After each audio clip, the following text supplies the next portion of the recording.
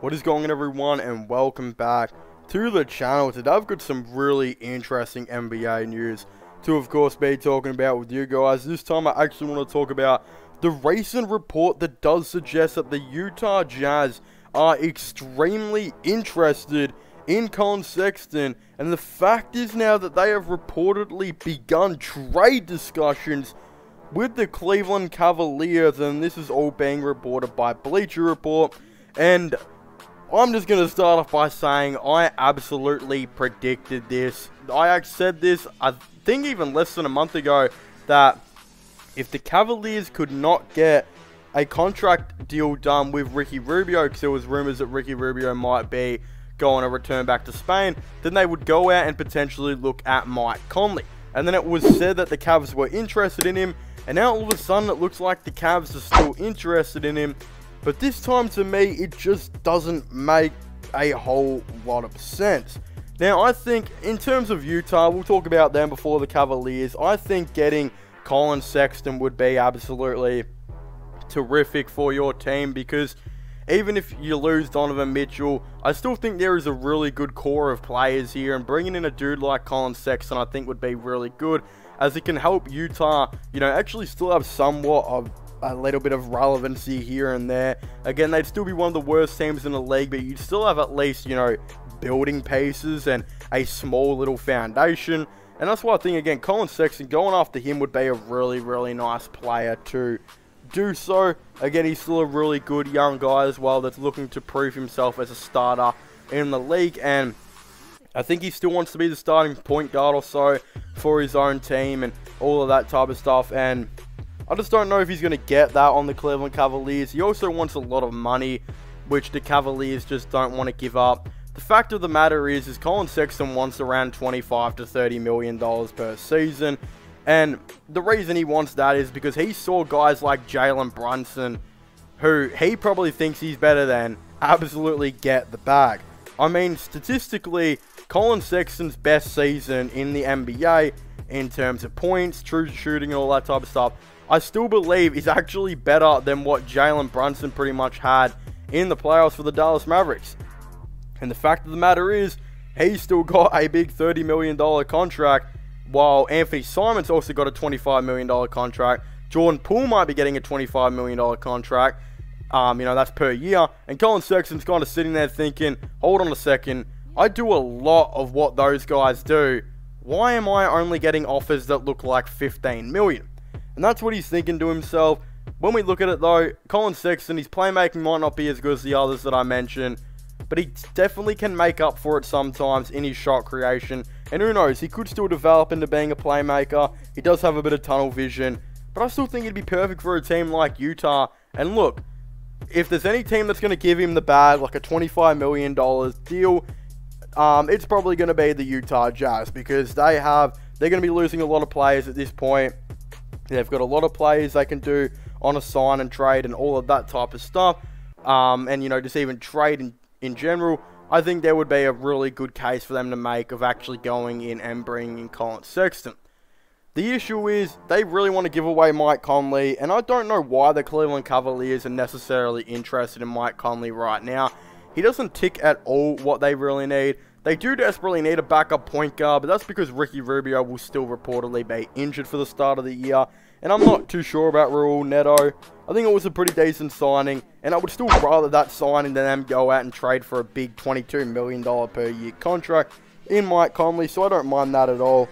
But the fact of the matter is I don't think the Cleveland Cavaliers need Mike Conley. I don't think it makes a whole lot of sense for them. If you bring Mike Conley into the team, he will probably just play backup point guard with Ricky Rubio. They'll both be playing backup point guard. And I just feel like that's such a weird thing to see and doesn't really make a whole lot of sense. And I just don't really like that at all. If I was the Cleveland Cavaliers, there's actually a different type of player on Utah that I would be kind of taking. I would kind of stray away from the Mike Conley news and maybe actually look at Bogdanovic from the Utah Jazz. I think he would be a really, really awesome player to maybe see on Cleveland. Bojan Bogdanovic, again, for the Utah Jazz this year, averaged 18 points per game on 39% from 3. He also, the season before, well actually we look at the 2019 to 2020 season rather, he averaged 20 points per game, 4 rebounds, and 40% from 3. I know he's notoriously not supposed to be a very good defender, but the fact of the matter is he still averaged 20 and 4 on 41% from 3. And I still definitely think he can put up that even at the age of 33 to 34. If he was to come to Cleveland, I could definitely see him again go on and average around maybe 15 per game or so on around 40% from 3. And that's something that I think the Cavaliers would definitely like and I think definitely need on the team. His age is a little bit worrying though. I mean, you definitely don't want to give up a young 22-year-old Collin Sexton for a guy like that. I mean, that's just the reality of things. Like, it's a tough one to say.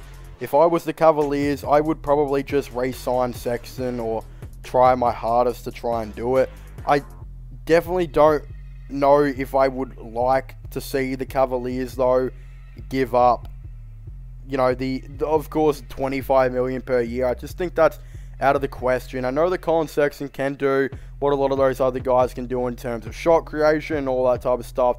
I just am not too much of a fan of his ball movement and playmaking just yet. And I think a lot of Cavaliers fans have pointed out the fact that he does have tunnel vision. It is pretty worrying. He does turn the ball over quite a bit when all he seems to see is the basket.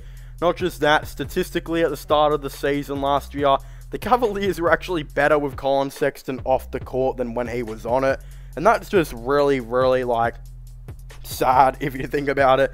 Like, a dude that's wanting $25 million a year his team was statistically better when he was not on the court.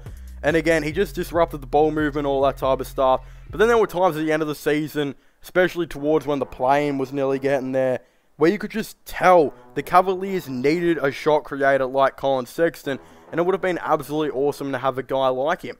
And that's why I think, again, the Cavaliers need to re-sign Sexton, even if it does mean re-signing him for around $20 million per year. I still think Collin Sexton would probably come off the bench for the Cavaliers, but I actually think Sexton, if you talk to him, would actually probably like that. If you actually discussed with him and said, look, we want to bring you off the bench, you can lead the second unit, go for 6th man of the year, do all that type of stuff, you have all your free range to score and all that type of stuff, but you also can still, again, set up plays and help Ricky Rubio out off that bench, and you're still working with K-Love, and maybe even Karis LeVert, he might still be coming off that bench as well. There's a lot for him to do there, and I still think it would be a really awesome thing to see that.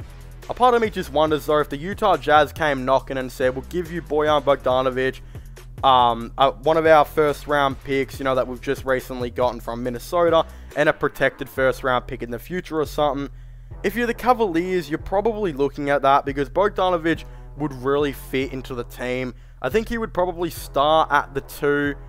You'd probably put a Okoro off the bench then. And then again, those first-round picks, even though they might be 25s to 30s, could still be pretty good to maybe use as, like, tradable assets in the future. But again, there's a lot going on here. If I'm the Cleveland Cavaliers, I would discuss the trade with Utah. But I think at the end of the day, you're probably going to re-sign Collin Sexton. I just think it's the mature decision, and it makes, of course, the most amount of sense in my opinion. But again, I'm just hoping the Cavaliers don't go out and get Mike Conley. I don't know if I would like that trade very much. Even if we get 2 first-round picks, you know, one of them probably being protected, I just still don't really rate that deal, and I kind of hope the Cavaliers stay away from it, to be honest. But yeah, there's a lot to definitely kind of discuss and digest about this. It's going to be really interesting to see how this, of course, all does go. But again, I would very much like to hear all of your thoughts and opinions down below. Do you guys think the Utah Jazz are going to trade for Collin Sexton? What do you guys think is going to be going on with Mike Conley? This and that. Definitely let me know your thoughts and opinions. Go and subscribe to my gaming channel, myro/vlogging channel, this channel for less NBA content, NBA news. Comment your thoughts and opinions down below. And as I was saying, please make sure to leave a like, subscribe, and comment. And I guess I'll see you guys next time. Goodbye.